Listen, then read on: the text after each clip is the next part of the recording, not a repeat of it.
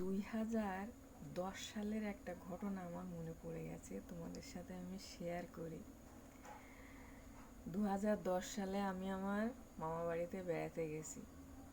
বেড়াতে যাওয়ার পর কিছুদিন বাদে, আমি ওখানে অনেক দিন থাকবো বলে গেছি, কিছুদিন বাদে আমার এই চুলগুলোর উপরে নজর পড়ে গেছে।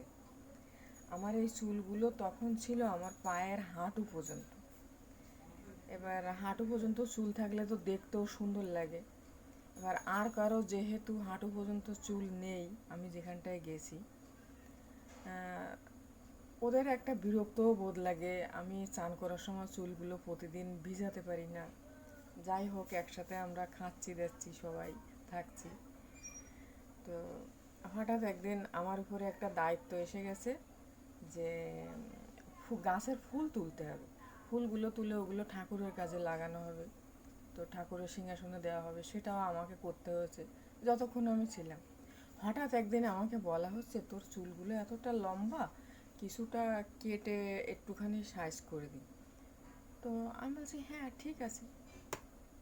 এবার আমাকে একটা চেয়ারের উপরে বসিয়েছে, এরকম আমি একটা চেয়ারে বসে আছি, আর বসে আমার চুলগুলো কাটা হচ্ছে।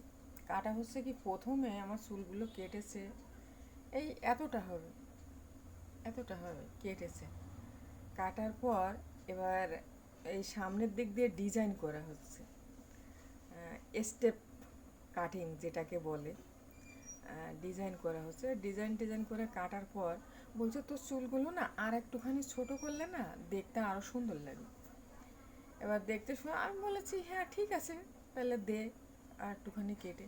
এবার আর একটুখানি কেটে দে আমি যেহেতু বলেছি, সেহেতু আমার চুলগুলো এইখান থেকে কেটেছে, এইখান থেকে এই এই মাপে কেটে আমাকে স্টেপ কাটিংটা করে দিয়েছে।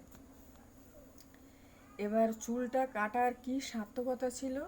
চুলটা কাটার সার্থকতা ছিল, আমাকে প্রতিদিন যখন আমি চান করব, তখন আমার চুলগুলো ভিজিয়ে আমাকে চান করতে হবে, তবে আমি ঠাকুরের ফুলগুলো তোলা বা সিংহাসনে দেওয়া এর উপযুক্ত আমি হব।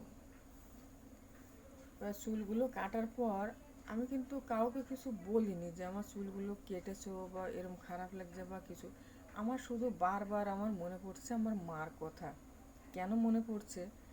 আমার মা আমার চুলগুলো ছোট থেকে যখন আমার হাঁটু পর্যন্ত যখন চুল, তখন আমার মা চুলগুলো সুন্দর করে তেল দিয়ে বেনুনি করে আমার মা বেঁধে দিত। আমি একা পারতাম না, যেহেতু অতটা লম্বা বলে।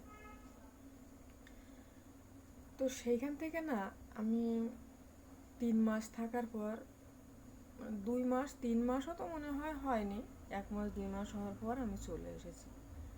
এবার আসার পর না সেই যে আমার চুল কাটার মানে একটা বিরক্তি বোধ, আমাকে এরকম করে কেটে দিয়েছিল চুলগুলো।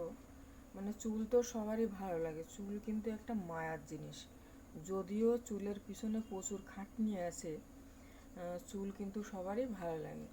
আর মেয়েদের মাথায় চুল থাকলে কিন্তু দেখতে ভালো লাগে। কিন্তু সেইটা না আমি কখনো ভুলতে পারিনি আজও পর্যন্ত, যে আমার চুলগুলো এরকম করে কেটেছিল। তো পরে আবার ওরা আবার কি করেছে, ওরা আবার পার্লারে গিয়ে সুন্দর করে গুড়ি গুড়ি করে একেবারে ম্যাডাম সেজে এসেছে। তো আমাকে বলছে যে তোর মতন দেখ, আমরাও সুন্দর করে কেটেছি, কালার টালার করে স্টেপ স্টেট টেস্টেড করে টোরে ওখান থেকে এসেছে।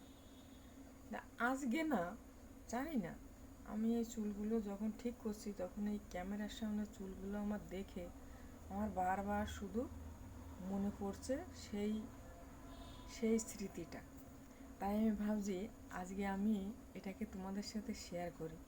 আচ্ছা, এটা কি ঠিক করেছিল আমার যে হাঁটু পর্যন্ত চুল আমাকে কেটে যে আমাকে এই পর্যন্ত করে দিছিল, যে একটুখানি গাছের ফুল তুলে আমাকে সিংহাসনে দিতে হবে বলে? কার কি মন্তব্য? আমি এই সম্পর্কে কিছু জানতে চাই। তাহলে আমি মনে করবো আমার শেয়ার করাটা সার্থক হয়েছে। আমাকে কিছু তোমরা বলবে, যারা চুল ভালোবাসো অন্তত। আর যারা না ভালোবাসো তারাও বলবে যে কেটে কি ঠিক করেছিল কি করেনি। এটা আমি তোমাদের সাথে একটুখানি জানতে চাই, শেয়ার করেছি এই জন্য।